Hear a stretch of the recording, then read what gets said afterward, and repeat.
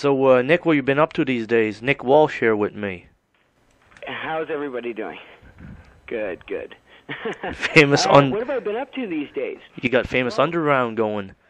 Yes, Famous Underground. Well, basically, for about the last, I'd say 7 or so years, myself and my bass player, Laurie Ann Green, have been a part of a project that we called Revolver. And just as of recent, we've changed our name to Famous Underground. And we have a bunch of new players playing in the band now, so we thought, shed the skin, and this would be a good time for that. Do you think it's good in this day of age to change names, again? Well, I got to be honest with you. With Revolver, we've had a couple of releases, one specifically in Europe and one specifically in Canada. And, I've been known from my previous group, Slik Toxik, for many years, and building a reputation with the band Revolver. But in this day and age, as you say, with information being able to travel so fast with Facebook and Twitter and the Internet, something like that, the people who are interested and who already know who we are will definitely know that it's the same band or the same main artists anyway of the band. And because information travels so much, when you find out that there's different bands out across the world with the same name, it causes confusion. So I don't think it's a bad thing. In that case, yeah, you're right. If you're playing with the same name as there's 5 different bands with the same name, that would not be too good. Exactly. So we opted for something that we felt was a little bit more unique, as well as did a bit of research, again, with the tools that we have today, the Internet, and found that, if you type in the words Famous Underground in Google, we're the only band that comes up. Let's hope it remains like that. Yeah, exactly. How are things with you, Jason? Everything's going great with me. Soon. I want to say I listen to your stuff, and I think you're a fantastic guitar player, man. Well, thank you, Nick. This is good to hear from you. Right on. I followed your career for a long time, the Slik Toxik day. Do you still play the song White Lies, Black Truth live? Well, once in a while we bring it out. With the previous incarnation of Revolver, we actually performed Hell of a Time and White Lies, as well as a sort of an underground hit off of the Doin' the Nasty album called Sweet Asylum. We used to perform live. But with this outfit, we haven't performed any Slik material. Basically, we just finished up mixing our record, a brand new CD, and we've only done a series of about three performances with the new lineup. So we're sort of gearing up to start our performances next year. But we are doing a couple of shows before the end of the year, again, just to get the band tight on the stage and get some content for our promotional materials, such as some live footage. The new name. You guys got a new song, Wasteland, that you've sent me, so I can check out. It's awesome. The sound quality is so much. Is pure 2010. Sounds great. Your vocals are awesome. I appreciate that. Thank you, Jason. It's very fresh. How long do you guys take to record this? Well, basically, the recording process now, again, with technology, Jason, it affords us the time to be able to take our time. The recording process for us isn't like it used to be. Like, for example, when I was recording with Slik Toxik, to do that album, basically, in a couple of stages, took, about 4 or 5 months. Whereas now, with technology, we're able to, if we need to take a year, or if we need to take 2 weeks, we can afford that time, because I can do the vocals at my own home now. I don't have to be at some place where the clock is ticking, so I'm able to take my time and feel comfortable, be in the right mood, and all that kind of stuff. So basically the recording process for this album has gone on and off for about the last year or so. I sent you a couple of tracks, so I'm glad that you like it.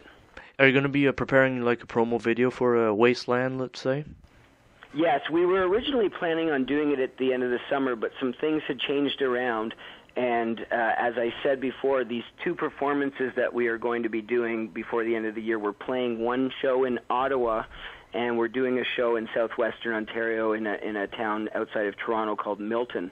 And we're going to be shooting that live show and recording it remotely, but we're hoping to get some footage out of that so that we can piece together more than just one promotional video. But we do plan on doing an official video in the new year for the track. But we do want something out there that people can see.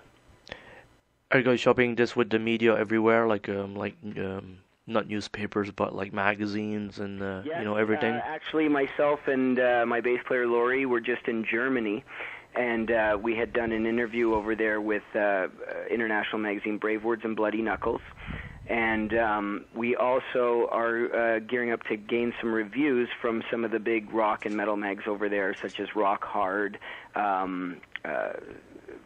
a couple of the other ones, I can't even remember right now for the life of me. But yes, we're definitely trying to gain some press right now before the release because, again, with technology, we're able to release this stuff online and digitally ourselves without the aid of record companies. However, the cost of touring and performing and everything have changed, and it's very, very expensive to tour these days. So we are shopping to try to get some form of record interest, and if all else fails, we're just going to release it independently through our own channels, get distribution through iTunes and digital channels, as opposed to the old days of having to press up, a bunch of CDs and gain physical distribution. Things have changed drastically. But like this, you'll still have the physical CDs at your live shows. Oh, of course. That's a little different. A lot of the bands are doing that, and a lot of the bands are doing a lot better with physical sales by people who are actually at the venue, seeing the band at the time, and maybe somebody brings somebody to the show that doesn't have the CD, and when they see the band live, what's the first thing they want is the music to take home with them. Throughout all the years, how do you think the music companies are going to evolve, from now? Do you see something else coming in? Like now it's the famous iTunes. I do see that. Are you talking about like from a business standpoint? Business standpoint, yes. Yeah, what I do see is that the record companies are finally catching up to technology in the sense that they're making deals with iTunes and Rhapsody Music, which is Yahoo and so forth. So they're finally realizing that they probably wasted too much time and energy trying to fight piracy in the sense of, encoding CDs and watermarking CDs and all this kind of stuff, as opposed to just sort of being a forerunner with the technology. They spent their monies in the wrong places, I think. So now they're starting to find the new revenue streams, and maybe things will change a little bit where there will be more signings again. Because I find that over the course of, let's say, the last decade, there hasn't been as many major signings from labels. There's been a lot more indie releases and so forth. And, I think that's sort of slightly changing a little bit. How's the scene in your area in Canada? Well, I'm in Toronto, Canada, and the scene is, it depends on what you mean. Do you mean like music in general or rock? Let's say rock in general. Yeah, it's hit and miss. It gets good for a little bit, and then it sort of trickles off.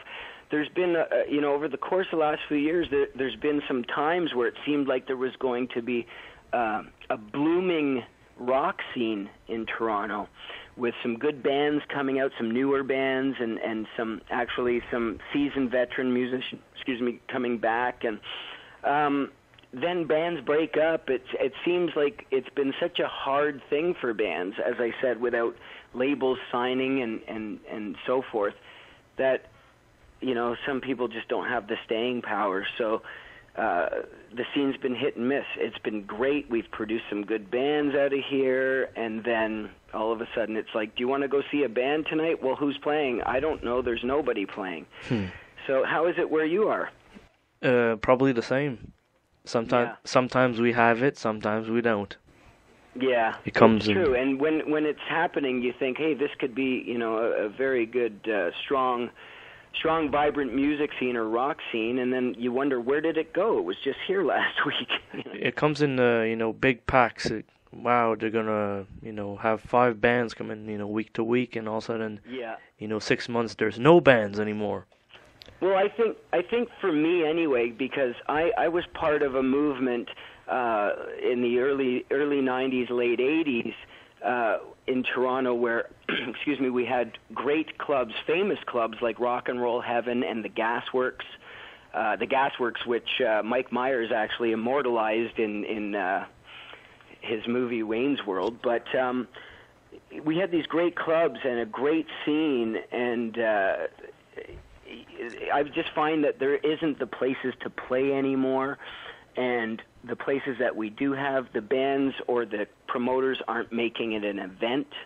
They're booking, when they put these packs of 5 bands together, a lot of the time the bands don't even have any sort of musical genres in common. Therefore, you can't create a scene like that. You need to have bands that are sort of like-minded so that their fans will come and the other band's fans will come, and they'll stay at the venue for the whole show, you know what I mean?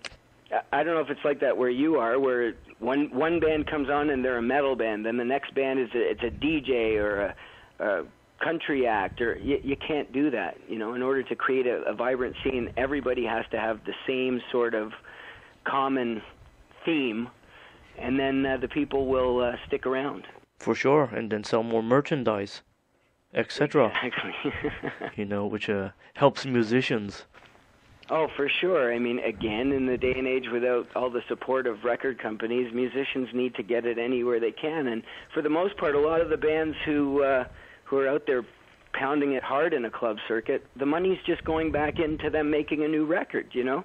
It's not like they're breaking the bank or anything. Well, Nick, it's been a pleasure talking to you, and look forward to seeing the actual release of this famous Underground. What's the title of the CD? Well, right now we're just thinking self-titled, Famous Underground. Considering we just changed the name, you know, we want the name to get out there.